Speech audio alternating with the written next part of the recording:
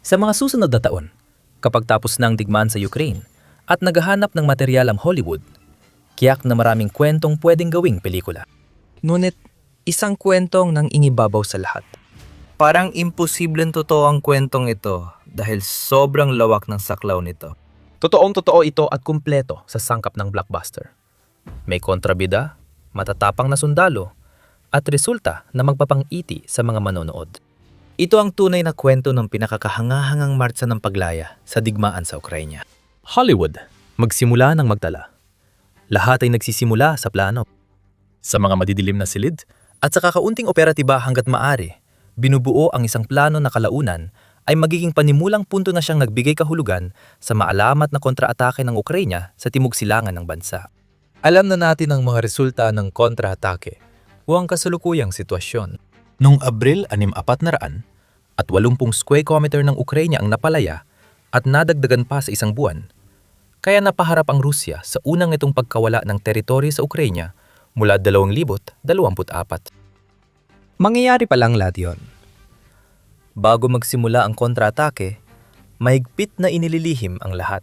Si Commander Vadim, kilala bilang Lighthouse, ay kasama sa operasyon kasama ang ika-110 Mekanisadong Brigada ng Ukraina kung saan nakatalaga ang kanyang batalyon. Ayon kay Vadim sa Kiev Independent, mula sa kanyang command post sa Zaporizhia, lihim ang lahat ng ito kaya kakaunti lang ang nakakaalam sa reyong pinoprotektahan ng martsa ng paglaya ng Ukraina. Kahit si Vadim, sa kabila ng pagiging commander ng batalyon, ay hindi rin agad isinama sa mga malalaking lihim mula pa sa simula. Hindi pwedeng iasa ng Ukraina sa tiyamba ang anuman.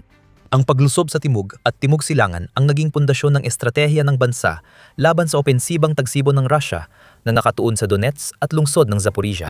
Malalagay sa alanganin ng Ukraina buong taon kapag nabigo. Paano mo tingin nakarating ang Ukraina sa puntong nakakasanhi ito ng 35,000 kaswalti kada buwan sa Russia? Habang napipilit ang mamatay ng maramihan ang mga tauhan ni Putin para lang sa 53 kilometro kwadrado ng Donetsk noong Abril. Pero lahat ng iyon, tulad ng teritoryong kailangang palayain, ay darating pa lang. Isinasaalang-alang ng mga lihim na tagaplano ang lahat ng bagay. Hindi agad sinabihan ng mga kasali sa makasaysayang kontra-atake dahil nag-aalala ang mga tagaplano ng Ukraine na baka kahit ang mga kachat ng sundalo sa kanilang bayan ay magbigay ng impormasyon sa Federal Security Service ng Russia. Hindi kayang isugal ang Ukraine na matuklasan ng mga lihim na ahente ang plano bago pa man ito maisakatuparan. Sinabi ni Ole, Chief of Staff na ika-148 artillery brigada ng mga puwersang air assault ng Ukraine, sa Kiev Independent na 10 tao lang mula sa mahigit 2,000 sa brigada ang sinabihan tungkol sa mga plano, 2 linggo bago ang kontra-atake. Malinaw ang layunin. Bawiin ang pinakamalaking posibleng bahagi ng teritoryong inangkin ng Russia sa katimugan sa huling bahagi ng 2025. Pinuri ni Putin ang mga tagumpay at pag-imbento ng mga kwento tungkol sa diumano'y pagbagsak ng Ukraine sa ibang lugar. Maaring bumagsak ang Krovsk, sinabi ng mga komandante ng Russia kay Putin. Nagsisinungaling sila. May kumalat na kwento tungkol sa Kupiansk. Ngunit mabilis na bawi ng Ukraine ang karamihan ng lungsod, kaya natigil ang mga iyon.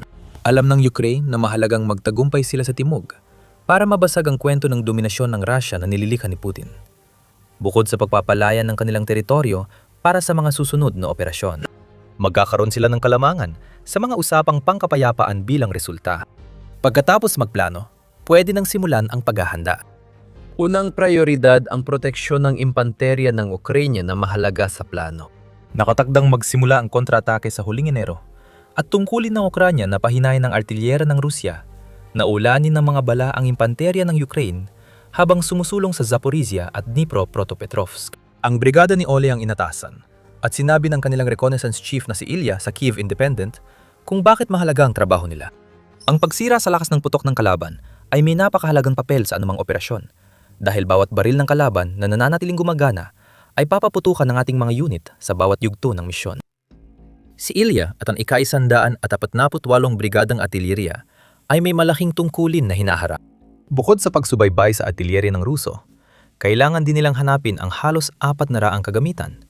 Karamihan ay mga kanyon ng artillerya mula sa kanluran na naiwan sa sektor ng Pokrovsk habang patuloy na sumusulong ang Rusya.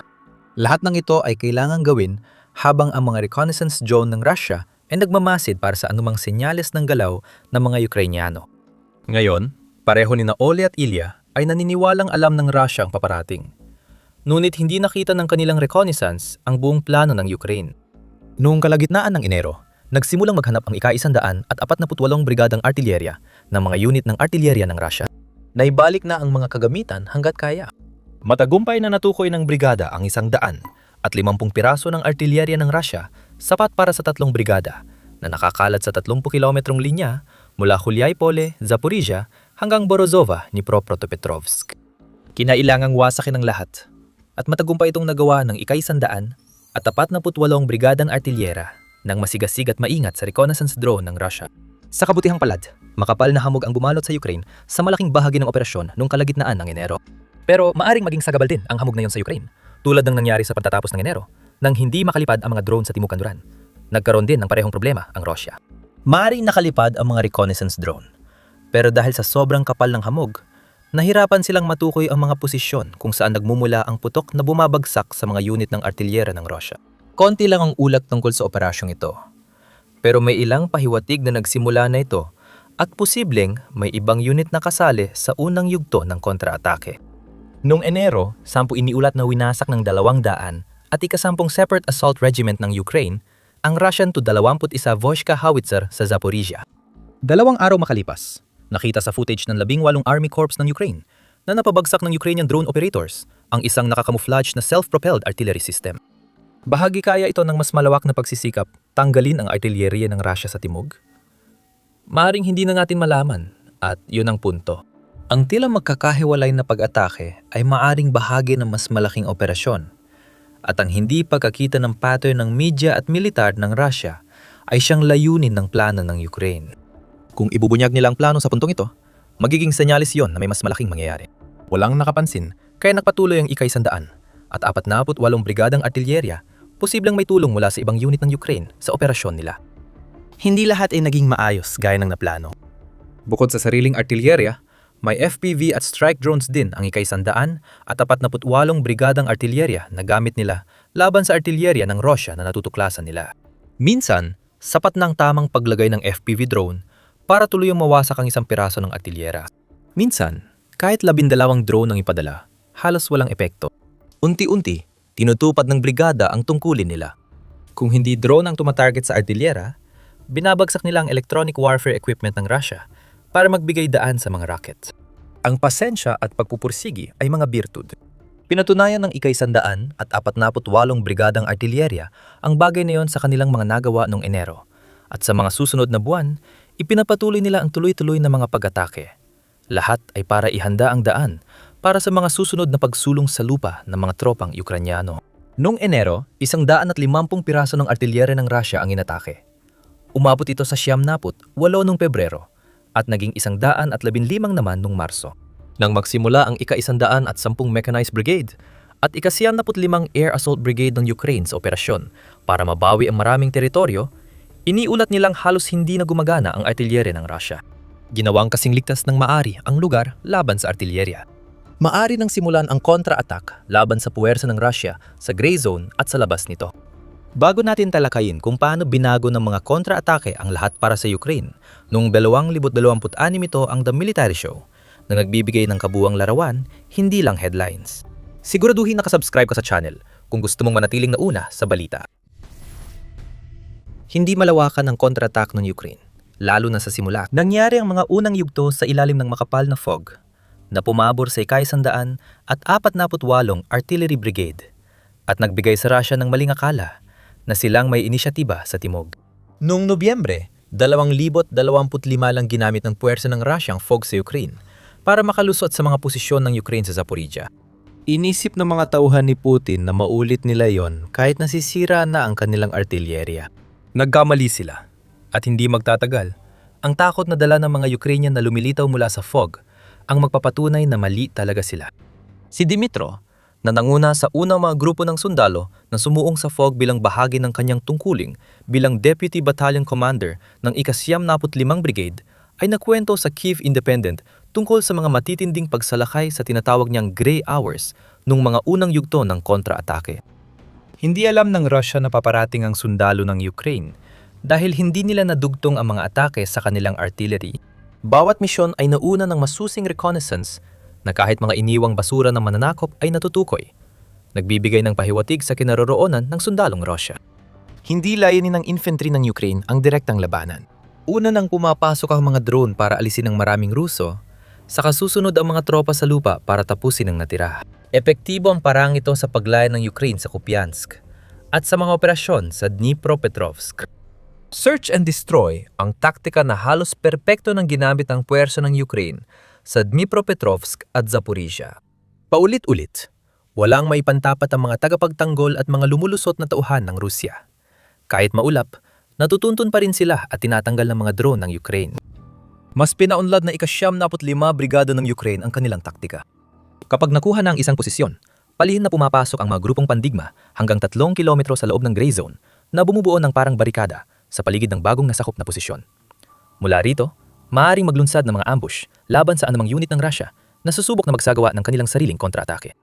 Ang mga umatras na sundalo ay tinatamaan ng mga grupong pandigma sa kanilang pag-urong, at ang mga naiwang sundalo ay mabilis na nakakaabante upang sumama sa kanilang mga kasamahan kapag binigyan na sila ng senyales na ligtas na. May pagusad. Pero napapansin na ng Rusya ang mga nangyayari. Pagsapit ng unang bahagi ng Pebrero, sinimula ng Rusya na palakasin ang sarili nitong operasyon ng mga drone sa mga rehiyon kung saan umuusad ang Ukraine. Kahit magulo, sapat na ang biglang depensa gamit ang mga drone para pabagalin ng Ukraine. Minsan umaabante sila ng 1 kilometro, minsan naman delikado kaya hindi umaalis sa pwesto ang mga grupong umaatake. Pagkatapos, may hindi inaasahang nangyari, lalo na sa Rusya. Ang hindi alam ng marami, kahit sa pagpaplano ng operasyon, ay kausap na ni bagong ministro ng depensa ng Ukraine, Mikhailo Fedorov, ang SpaceX. Simple lang ang paksa ng usapan. Putulin ang access ng Rusya sa mga illegal na Starlink terminal na ginagamit nila sa Ukraine, sa pamamagitan ng paggawa ng whitelist na tanging mga terminal lang ng Ukraine ang pwedeng gamitin. Noong unang Pebrero, isinagawa na ang susunod na bahagi ng plano ng Ukraine. Nagtagumpay si Fedorov. Pinatigil ng SpaceX ang Starlink terminals ng Rusya, kaya nagkagulo sa takot at pagkalito ang mga sundalong Rusya na nagsisimula pa lang magtayo ng depensa. Halos agad ang epekto. Ayon sa BBC, halos 50% ng kakayahan sa pag-atake ng mga sundalong Ruso ang nawala sa buong linya ng labanan. Ibig sabihin nito ay nabawasan ang lahat mula sa mga pag-atake hanggang sa mga drone. At nangangahulugan din ito na nagkakaroon ng mga pagkakataon para sa mga puwersang pang-kontra-atake ng Ukraine sa timog. May mga ulat na nangganap na pag-atras ng mga Ruso sa rehiyon ng Zaporizhia at lalong bumilis ang pag-usad ng Ukraine. Ayon sa ulat, nabawi ng Ukraine ang hanggang sa 200 kilometrong parisukat ng teritoryo sa unang 5 araw ng pagka-shutdown ng Starlink. Kapareho ito ng lawak ng teritoryong Ukrainian na sinakop ng Russia noong Disyembre 2025. Hindi lang napapatuloy ang kontra-attack, mas marami pa itong nababawi na teritoryo kaysa sa inaasahan ng sinuman. Masaya na sana ang Ukraine sa Starlink, ngunit kasabay ng pagkawala ng access ng mga unit ng impanterya at pandupan ng Russia sa mahalagang kasangkapan sa komunikasyon, gumawa si Putin ng isa sa pinakabobong desisyon niya. Nagpatupad ang leader ng Russia ng mas mahigpit na kontrol sa Telegram sa desperadong pagtatangkang mapanatili ang kontrol sa naratibo ng digmaan sa Ukraine sa loob ng Russia. Ngunit lalong nahirapan ang kanyang mga sundalo. Kahit si Dmitry Peskov, paboritong tagapagsalita ni Putin, ay hindi makapaniwala at nagsabing walang mabuting maidudulot ang paghihigpit sa Telegram para sa mga sundalong Ruso, pero kailangang sundin ang batas. Marahil inisip ng Ukraine na sunod-sunod ang suwerteng dumating sa kanila. Kung itutuloy ni Putin ang direksyon na yon, mapipilitan ng Russia gumamit ng kalapating mensahero at megaphone sa komunikasyon. Matapos ang magulong Pebrero, nagsimulang gumawa ang Russia ng ilang pansamantalang solusyon sa kanilang Starlink at Telegram na problema, kahit hindi ito epektibo. Dahil dito, nagawa ng Russia na magpadala ng mas maraming unit ng drone sa mga timog na rehiyon. Pero muli, ang di inaasahang bida ng kwentong ito ang muling nagpakita, ang hamog na naglimita sa epekto ng depensang drone ng Russia. Sinamantala ito ng Ukraine sa pagsugal na magpadala ng BMP Infantry Fighting Vehicles at T-72 tank mula Soviet era para maghatid ng tropa sa gray zone. Pero hindi yon kailanman naging pangmatagalang estratehiya.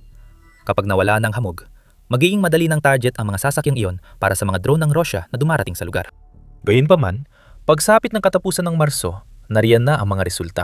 Ang kontra-atake na nagsimula sa lihim na pag-uusap at naging isa sa pinakamalaking tagumpay ng Ukraine laban sa Russia ay nagpalaya ng daan-daang kilometro kwadrado ng teritoryo. Ngayon, habang lumalalim ang tagsibol at nawala ng hamog na naging mahalaga sa pagsulong ng Ukraine, Kailangang panatilihin ng Ukraine ang teritoryo nito hanggat kaya. Hindi ito madaling gawain. Dahil wala na ang malalaking sasakyan, naglalakad na lang ang backup ng Ukraine papunta sa bagong harapan. Isang mahirap na paglalakbay na maaring umabot ng 20 kilometro ang naghihintay sa mga sasabak sa gawain ito. At kailangan itong gawin sa mga gray zone na binabantayan ng mga drone ng Russia. Hindi lahat ng pumapasok nakakatawid. Iniulat ng Kyiv Independent ang kwento ng mas matandang sundalong si Volodymyr na voluntaryang sumama sa 100 at ika-10 mechanized brigade ng Ukraine para bumalik sa harap. Kahit may problema siya sa paningin at pandinig dahil sa mga pinsalang natamo niya 3 taon na ang nakalipas. Magpatuloy si Volodymyr sa pagmarsa hanggang sa punto na naramdaman niyang siya ay pabigat na sa kanyang mga kasamahan. Sinabi niya sa kanyang mga kapwa-sundalo na iwanan na lang siya o barilin siya. Hindi ganon ang mga Ukranyano, ganon ang mga Ruso. At malinaw na tinanggihan ng mga kasamahan ni Volodymyr na iwan siya. Sa kasamaang palad, hindi lahat ng grupo ni Volodymyr ay nakaligtas. Isang gabi, habang mataas ang lagnat ng mas matandang sundalo, nagpatuloy ang dalawa niyang kasama. Isa lang ang nakabalik, napatay ng FPV drone ng isa. Gayunpaman, nagmartsa pa rin si Volodymyr ng mabilis hanggat kaya niya kasama ang natitira niyang kasamahan. Isang pag-atake ng drone ang nagpahinto sa kanya, mga 100 metro na lang mula sa hukay na silungan na tinutungo nila ng kanyang kasamahan si Oleh. Si Volodymyr ay naiwan na dumudugo ang mga tainga at pansamantalang nawala ng paningin. Sunod, nagpadala pa ang Russia ng drones na naghulog ng granada kaya nasugatan siya sa shrapnel. Pero nakaligtas siya at nagpalipas ng gabi sa ilalim ng thermal blanket sa labas mismo ng hukay na silungan habang naghihintay si Oleh ng pagkakataong maipasok siya sa loob. 2 beses nabigo si Oleh, pero sa ikatlong subok nagtagumpay siya. 2 linggo namang nagpagaling si Volodymyr sa lungga bago lumabas. Bagamat malungkot ang pagkatapos ng kontra-atake ng Ukraine, kitang-kitang tapang at puso ng mga sundalo rito. Kung si Volodymyr ay Ruso, siguradong iniwan na siya. Wala nang duda doon. Noong Oktubre 2023, lumabas ang balitang halos 70% ng mga namatay na sundalong Ruso ay dahil sa hindi nagamot na sugat na hindi naman nakamamatay. Hawak ng Ukraine ang mga napalayang teritoryo at pinapakita kay Putin ang tunay na pagpapahalaga sa sundalo. Si Putin ay nais mabawi ang mga teritoryong nakuha ng Ukraine na siyang layunin niya mula pa noon. Napilitan ng Russia na ilihis ang resources mula sa Donetsk at iba pang mahahalagang lugar para subukang mabawi ang mga teritoryong akala nila ay sa kanila na. Sa loob ng 2 buwan, binago ng Ukraine ang linya ng labanan at nabawi ang mga posisyong taktikal na magagamit para mapuwersang maghiwa-hiwalay ang puwersa ng Russia. Ngayon, ang trabaho ngayon ay manatiling nakahawak dito hanggat maaari habang pinapatay ang pinakamaraming sundalong Ruso. Hanggat maaari. At kapag nagsimulang matapos ang taon at bumalik ang madilim na mga kondisyon na tumulong para maging posible ang dramatikong kontra-atake ng Ukraine, malalaman ni Putin ang isang bagay. Napatunayan ng Ukraine na kaya nitong magsagawa ng mga limitadong kontra-atake sa mga lugar kung saan pinakamahina ang Russia. At posibleng maulit pa ito. Ang kailangan ng Ukraine ay tamang tiyempo dahil may plano na ito para sa mga darating na opensiba. Habang tumatagal ang Ukraine sa timog, paulit-ulit na bumabangga ang mga puwersa ni Putin sa matibay na hadlang na Donetsk Fortress Belt. Lumit ang mga nasasakop na teritoryo at namamatay ang mga sundalong Ruso sa rekord na dami. Kitang pumapalpak ang estratehiya ni Putin sa Donetsk. Alamin pa ang tungkol sa nabibigong kampanya at kung bakit maari magpahiwatig ito ng panibagong pagbabago sa digmaan sa pamamagitan ng panonood ng aming video. Kung nagustuhan mong video, mag-subscribe sa The Military Show para sa higit pang kwento ng tapang at talino ng mga Ukrainyano laban sa agresyon ng Rusya. Salamat sa panonood.